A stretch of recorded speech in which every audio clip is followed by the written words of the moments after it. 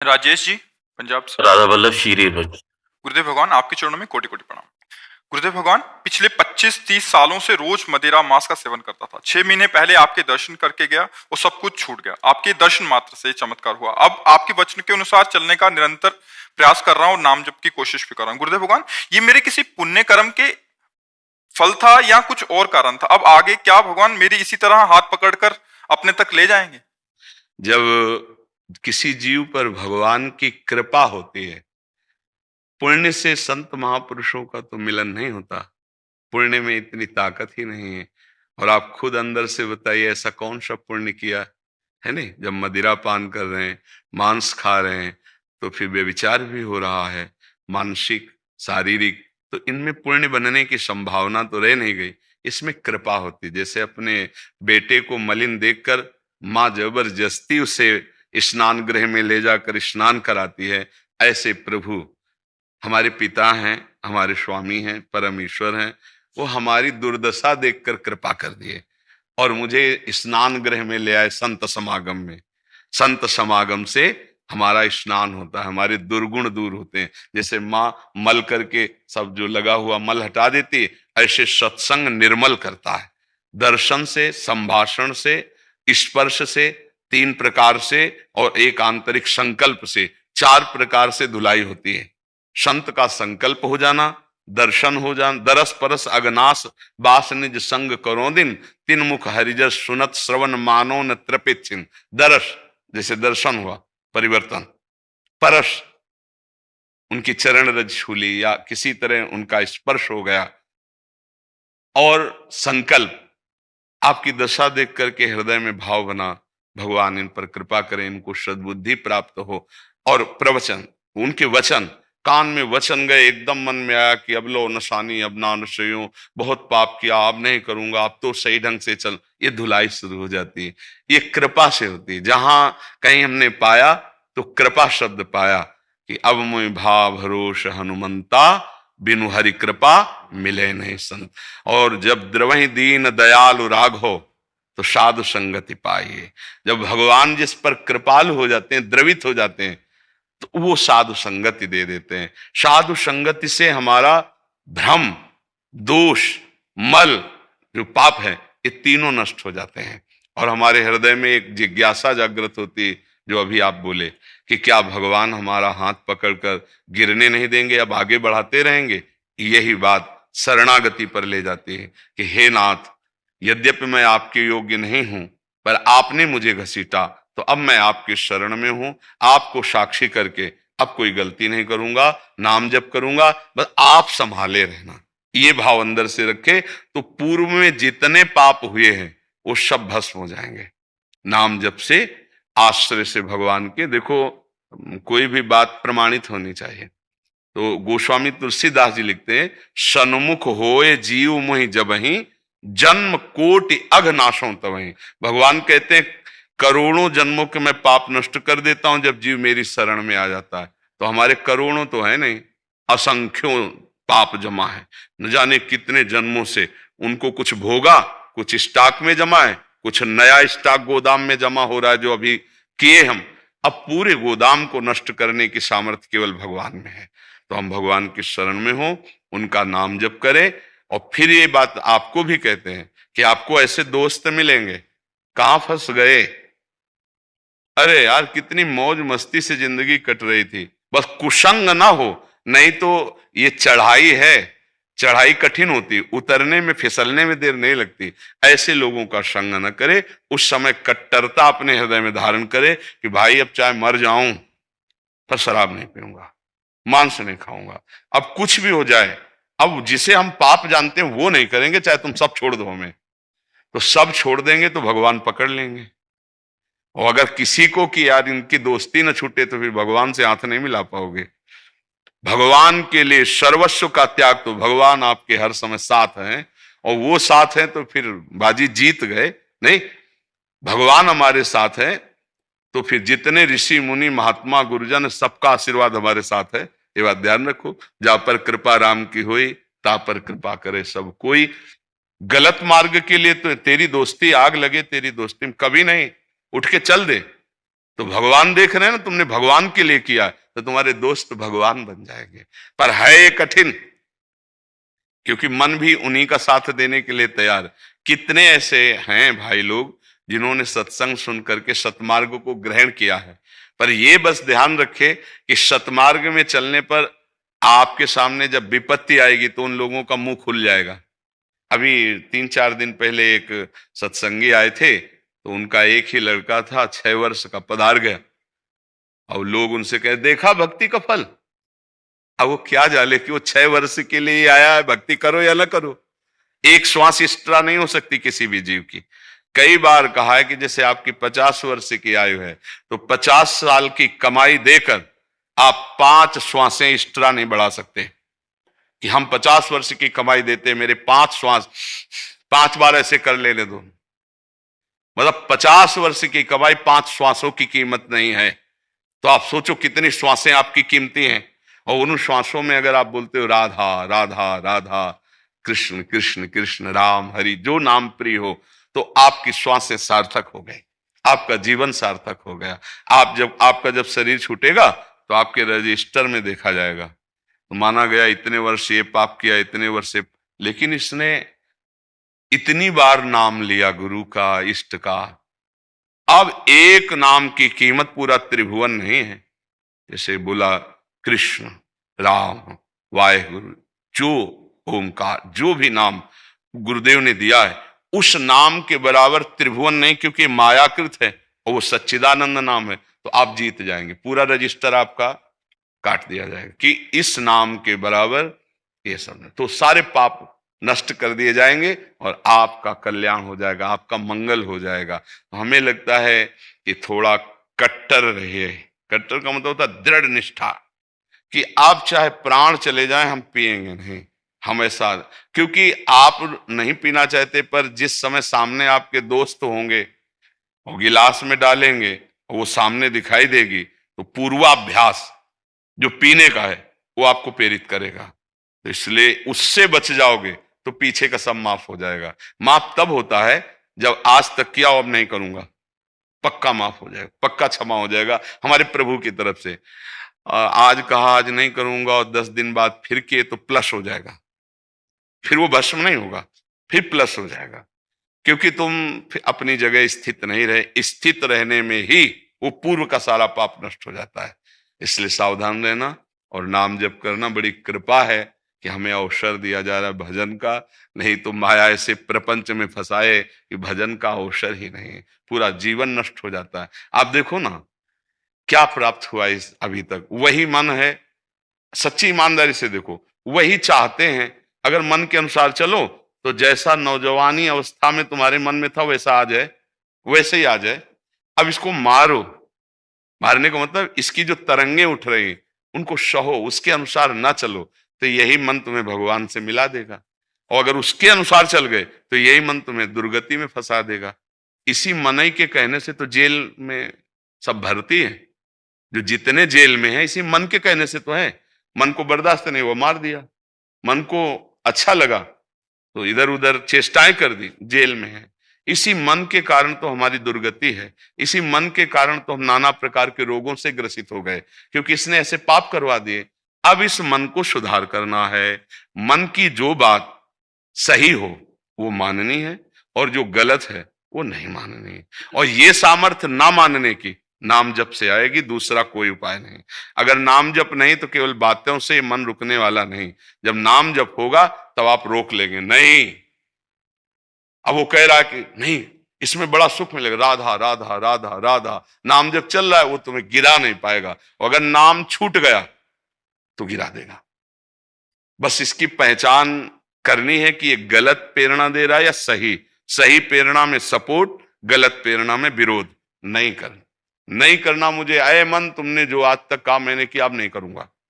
अब कोई बहादुर इतना बोल सकता है नहीं, जहां मन कुछ पेश किया तो हमें लगता है वो मेरी मांग है, अगर नहीं मिलेगी तो मैं अशांत हो जाऊंगा, मैं परेशान हो जाऊंगा। इसी चाल से हर जीव को मन फंसा है। अगर नहीं दोगे उसको गंदी बात तो तुम आनंद में डूब जाओगे, और अगर दे दिया तो परेशान कर देगा। और बुद्धि क्या कहती है, अगर नहीं दिया तो ये परेशान कर देगा। और अगर दे दिया तो शांति मिल जाएगी। उल्टा सलाह देती है बुद्धि और हम फंस जाते हैं। इसलिए नाम जप करो, अच्छी हिम्मत रखो, इस भुलावे में अब ना फंसा जाए। हम सब भगवान की कृपा से इससे जीता जा सकता है। ये बहुत जोर का भुलावा है, बड़े बड़े भूल जाते हैं जी। आकाश जी जम्मू से। श्री हरिवंश महाराज जी। श्री हरिवंश महाराज जी, आपके चरणों में कोटि कोटि प्रणाम। महाराज जी, सुना है कि माता की मार और गुरु की फटकार दोनों प्रसाद होता है। महाराज जी, माँ की मार तो मिली है पर कभी गुरुदेव की फटकार नहीं मिली। तो गुरुदेव की फटकार पाना चाहते हो क्या? है महाराज जी, काफी जनों का ऐसे जो शिष्य परिकर, उनका प्रश्न ये रहता है कि महाराज जी तो बोलते हैं कि गुरुदेव के शासन होना चाहिए। अगर सत्संग सुनो तो रोज चाटा लगेगा। आप देखो, सुनो एकाग्रता से तो आपको यही लगेगा कि मुझे ही पीटा जा रहा है। गुरुदेव की मार वचनों की होती है, थप्पड़ों की नहीं होती, नहीं ना। वो तो कभी विशेष ऐसे कृपा करके किसी निज जन पर, तो कभी नहीं तो ऐसे वचनों का प्रहार होता है। तो रोज सत्संग में अगर ध्यान से आप सुनोगे तो आपको यही लगेगा कि मेरे विषय में ही कहा जा रहा है। गौर से अगर आप सुनोगे और जहां आपकी कमी होगी तो वहां चाटा सा लगेगा, पक्का सुनना। तो हमें लगता है कि गुरुजनों के वचनों पर ध्यान दे, उसके अनुसार चले, वही उनका शासन है। अब रही मतलब बाहरी पिटाई की बात, तो अब जैसे आप हैं तो आपने अधिकार जितना दिया उतना आपसे हम बात कर सकते हैं। जिसे गुरु दंड दे दे उसे फिर दंड माया दे ही नहीं सकती है। तो ये जब अत्यंत प्रियता होती है, अत्यंत प्रियता और पूर्ण समर्पण, तब ये लीला होती है कि वो चैला से मारे, वो डंडा से मारे, वो थप्पड़ से मारे। क्यों? अपना पुत्र जैसे होता है ना, फिर वो ऐसा वो अपने पुत्रवत होता है कि नहीं नहीं, तुम्हारी गलती जरा से भी बर्दाश्त नहीं हो सकती। अब जैसे आप लोग हैं तो आप लोग जितना अधिकार दिए हैं, आप केवल इतना अधिकार दिए कि आप बोलो, हम सुन रहे हैं, जितना मन आएगा हम चलेंगे, उतने ही हम आपको छूट दिए। और जिस दिन ऐसे हो गए तो उस दिन से फिर पूरी लगाम, फिर इधर उधर नहीं, फिर जरा सा ले, हाँ। और भय आपके अंदर सता जाएगा। यदि आपने पूरा अधिकार दे दिया हमें तो आप देख लेना, आप भयभीत रहेंगे कि कहीं कोई ऐसी गलती ना हो जाए कि गुरुदेव की नजर टेढ़ी हो जाए। यार कभी ऐसा नहीं। जैसे हम भूमि पे खड़े हैं, कहीं भी चले भूमि पे, ऐसे हमारा कुछ भी हमारे गुरुदेव हैं। अगर वो, अच्छा वो कभी रुष्ट नहीं होते, पर कीन हो इस कबहू अभिमाना सुख हो वंचा कृपा। कहीं ना कहीं कोई त्रुटि हो रही तो गुरुदेव की दृष्टि बदली, वो त्रुटि नष्ट हो गई। जैसी प्रीति होती है ना, वैसा निर्वाह करते हैं गुरुजन। तो अपने लोग देखो, अगर अभी दबका दें, आप सच बिना अपराध के दबका दें तो आप कहोगे ठीक है, फिर आज के बाद हम कभी नहीं आएंगे। आ जाएगा, नहीं आ जाए। और अगर आपका ये कि मेरे जीवन नाथ है तो वहीं खड़े गेट में रोएंगे कि महाराज जी आप मार लीजिए, लेकिन आप ऐसा ना कहिए कि आपके सिवा हमारा कोई नहीं है। महाराज जी पक्का कह रहा हूं, आपके सिवा कोई नहीं। ऐसे आप गिड़गिड़ाते मिलेंगे। वो स्थिति फिर अंदर से पकड़ लेती कि ये मेरा है। नहीं तो ऐसे जैसे है ना, 4 दिन तो बहुत प्रेम दिखाने वाले मिलते हैं, बहुत मिलते हैं। और जब हम लोग ये देखते हैं कि हमसे प्रेम करना चाहता है क्या, तब हम लोग वक्र हो जाते हैं। संसार का प्रेम अपना, जब आप हमसे कहोगे मैं तुमसे प्यार करता हूं, तो हमारी पूरी दृष्टि आप पे हो जाएगी। और जो आपको भगवत प्राप्ति में बाधा पहुंचाने वाले रोग हैं, उनके प्रति हमारी कड़ी दृष्टि होगी। तब आपको लगे हम तो बोल रहे हैं प्यार करें और ये ऐसी बात कर रहे हैं, ये कड़ुआ व्यवहार कर रहे हैं, भाग जाओगे। और अगर टिक गए तो इसका फल होगा कि श्री जी तुमसे प्यार करने लगेंगी, लाडली जो आपकी हो जाएगी। पर गुरुजनों का प्यार बहुत बिरला होता है। हर सेवा और हर प्यार का फल कड़ुआ मिलेगा, फिर प्यार मानो तो प्यार है। या ऐसा नहीं है, या उल्टा होता है। तुम करोगे प्यार और हम करेंगे वार तुम पे, और तुम उसे मानो प्यार, फिर हम करेंगे तुम्हें प्यार। अब इसको समझ पाए तो समझ पाए कि मतलब प्यार का मतलब क्या होता है। संसार में स्वार्थ को प्यार कहते हैं और हमारे पास परमार्थ को प्यार कहते हैं। परमार्थ तुम्हें भगवान से ना मिला दे तो हमारा प्यार क्या, तुम्हें भगवान से ना मिला दे तो हमारा प्यार क्या। हमसे प्यार का मतलब मेरी लाडली जो से प्यार करना, और लाडली जो के प्यार के लायक जैसे माँ सजा के बाप की गोद में बैठालती है ना बालक को, ऐसे गुरु सजा करके इष्ट की गोद में बैठाल देता है। तो इसलिए हमारा जीवन गुरुदेव की आज्ञा पर रहे, उनके अनुसार चले, यही डांट है। नहीं, डांट का मतलब थप्पड़ उप्पड़ मारना तो बाहरी होता। अगर आपको लगता है मन बुद्धि को डांट दीजिए, हाँ, वो तभी डांटा जा सकता है जब हम समर्पित हो जाते हैं। देखो अभी तुम कुछ भी करो तो हमको डर नहीं है, लेकिन ये सोच भी नहीं सकते। ये सोच में क्यों? इनका कोई आश्रय नहीं है, इनका कोई ठिकाना नहीं है। ये हमारे लिए हम बाबा जी बने। अब जब तक आपका अपना अस्तित्व है तब तक प्रभाव नहीं पड़ पाएगा। आप समझिएगा, शरणागति कब तक अर्जुन से भगवान नहीं बोले गीता जी में, जब तक रथ से उतर के साष्टांग दंडवत करके और ये कहा शिष्यस्तेहम साधिमाम त्वाम प्रपन्नम, प्रभु मैं आपका शिष्य हूं, आपकी शरण में हूं, अब आप मुझे उपाय बताओ, युद्ध करना श्रेय है या सन्यास लेकर भजन करना श्रेय है? तब गीता जी प्रारंभ हुई ना जी। महाराज जी एक समाधान और दे दीजिए। महाराज जी आप सत्संग में प्राय कहते हैं कि जो आपसे गलती हो जाती है वो अपने गुरुजनों या महापुरुषों के आगे अगर स्वीकार करते हैं तो वो प्रायश्चित हो जाता है, या वो जो समाधान दें भी आए दिन कोई ना कोई हम गुरुदेव के आगे स्वीकार करना हाँ, चाहते हैं। उसमें बात यह है कि जो गुरु की छवि आप विराजमान किए हो, तो आप क्या छवि मानते हो क्या? गुरु साक्षात मानते हैं ना। अब देखो, जैसे हमारे सिर पर विराजमान और हमारी आप कुटिया में जहां हमारा वास है, तो हमारे सिराने गुरु जी की पादुका है, गुरु जी के मोजा है, गुरु जी की प्रसादी, और सामने गुरु जी विराजमान छवि में, मतलब रात दिन उनकी हम दृष्टि में रहते हैं। अब जैसे हमसे कोई गलती हो जाए तो हम छवि के सामने खड़े होकर ऐसे, प्रभु आप सर्वज्ञ हो, मेरे से गलती हो रही, नाथ आप। प्रगट में तो आप कहने में संकोच कर सकते हो, लेकिन छवि से कहने में संकोच है, क्योंकि हमारी घर की चीज है ना, तो उनसे हम वैसे ही होगा जैसे गुरु के सामने प्रगट में कहने से वैसे होगा। वो आप देख लेना, अगर आपसे गलती हो रही तो गुरु की वक्र दृष्टि आपको दिखाई देगी, बिना मतलब आपको लगेगा नाराज है क्या, ये डर लगने लगेगा, पक्का समझ लो। वो सदैव हमको प्रियाजू के योग्य बनाना चाहते हैं। हम प्रसन्नता या नाराजगी बाहरी मानते हैं। जो गलतियां हुई उनको बताया कि देखो ये त्रुटि है, इसको संभाल, ये कृपा होती है। जैसे आपने कुछ किया, हमने बड़ाई कर दिया, वो हितकर नहीं होता, वो हितकर नहीं होता। अगर गुरु बड़ाई कर दे तुम्हारी, तो सच्ची कहते तुम्हें एकांत में जाकर रोना चाहिए कि आज कौन सा अपराध बन गया, मेरे गुरुदेव ने मेरी बड़ाई कर दी। और जब गुरु जी आपको डांट दे, निंदा कर दे, तो जान लेना कि निहाल कर दिया गुरु जी, किसी बहुत बड़े प्रारब्ध का नाश कर दिया, कौन किसी बहुत बड़ी घटना का नाश कर दिया गुरुदेव ने। तो ऐसे भाव से चला जाता है। तो मन बुद्धि अब गुरुदेव को दे दो तो डांट लगे, मन बुद्धि को बहुत बुरी तरह डांट लगती है। वो अहोभाग्य है जो गुरुदेव से डरते हैं। एक बार हमने सुनाया था कि एक कबीरपंथी संत थे, उनके शिष्य जो है वो बहुरंगी बाबा, बहुत रंग के कपड़े जोड़ के पहनते थे, तो गांव के लोग बहुरंगी कहे। कोई अपराध बन गया होगा, मतलब कोई गलती ऐसी, ये हम लोग नहीं जानते, पर उन्होंने ऐसे और एक बहुत बड़ा डंडा ऐसे लिए थे, वृद्ध थे, पीठ में ऐसे दोनों हाथ से लाठी मारते, और बस वो ऐसे साहब साहब करके पीछे होते, फिर कहते हाँ, फिर दसियों लाठी मारी पीठ में, ओ खूब तगड़े तंदुरुस्त ऐसे साहब। तो जब वो निकल के बाहर गए तो कुछ युवकों ने कहा कि अरे बुड्ढे थे तुम, लाठी खा रहे थे, धक्का मार देते थे। अरे कहा नहीं, हमारे साहब हैं। और जब हम गुरुजी से एक दिन ये बताया तो उन्होंने कहा धन्य है वो शिष्य जो गुरुदेव के प्रति ऐसा समर्पण, बोले उसे माया कभी दंडित नहीं कर सकती, काल कभी उसे दंड नहीं दे सकता। खूब नाम जप करो, गलत आचरण जब करने जा रहे हो उस समय देखो कि तुम्हें गुरुदेव देख रहे हैं, बस बच जाओगे।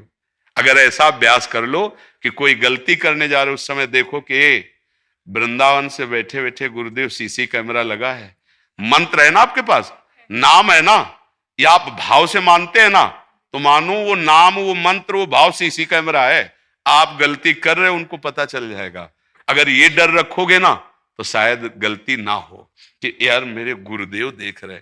इसीलिए गुरुदेव की छवि रखी जाती है। जैसे हम अपने कमरे में बड़ी छवि लगाए कि हर समय उठते बैठते ध्यान कि मेरे गुरुदेव मुझे देख रहे हैं, मैं गुरुदेव की शरण में हूं, हर समय उनका दर्शन। और आपको सच्ची बताएं, श्री जी ही गुरुदेव बनकर आए हैं।